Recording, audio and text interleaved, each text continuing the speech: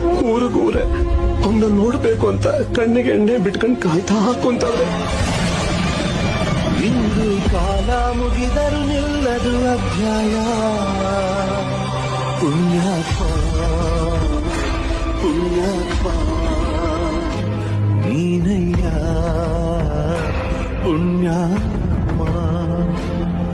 ಮಂಡಲಿ ನಿನ್ನದೇ ಶ್ರೇಷ್ಠ ಕಥೆ.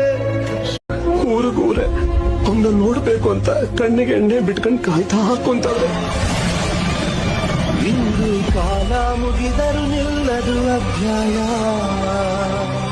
ಪುಣ್ಯಾತ್ಮ ಪುಣ್ಯಾತ್ಮ ನೀನಯ್ಯ ಪುಣ್ಯಾತ್ಮ. ಮಂಡಲ